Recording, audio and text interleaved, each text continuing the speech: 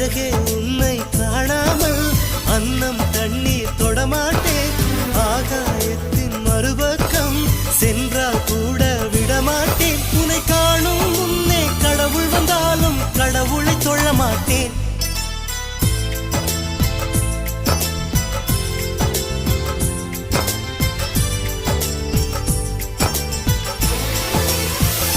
எங்கோ ஓர் சாலை வளைவில் உன் பிம்பம் தொலைந்ததடி.